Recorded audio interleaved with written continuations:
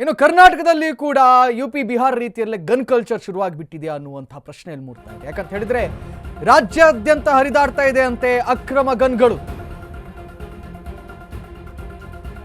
ಕೆಲವೇ ಸಾವಿರಕ್ಕೆ ಕೆಲವೇ ಲಕ್ಷಕ್ಕೆ ಅಕ್ರಮ ಗನ್ಗಳು ಲಭ್ಯವಾಗಿ ಸಿಗ್ತಾ ಇದೆ.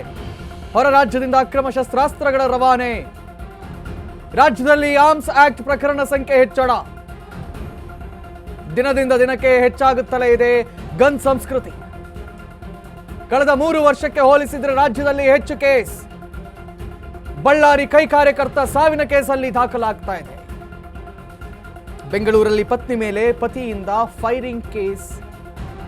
ಬೆದರಿಕೆ ಕಿಡ್ನಾಪ್ ಕೇಸಲ್ಲಿ ಕಂಟ್ರಿ ಮೇಡ್ ಪಿಸ್ತೂಲ್ ಬಳಕೆಯನ್ನು ಮಾಡಿಕೊಳ್ಳಲಾಗ್ತಾ ಇದೆ. ದಿನದಿಂದ ದಿನಕ್ಕೆ ಆರ್ಮ್ಸ್ ಆಕ್ಟ್ ಪ್ರಕರಣಗಳು ದಾಖಲು ಹೆಚ್ಚಾಗ್ತಾ ಇದೆ. ನೋಡಿ, ಎಲ್ಲರ ಕೈಗೂ ಗನ್ ಸಿಗ್ತಾ ಇದೆ.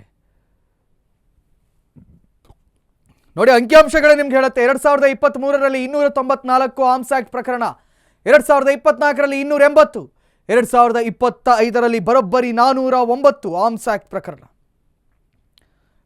ಅಂದರೆ ಕಳ್ಳ ಮಾರ್ಗದಲ್ಲಿ ಬಂದೂಕುಗಳು ಎಲ್ಲರ ಕೈಗೆ ಸಿಗ್ತಾ ಇದೆ.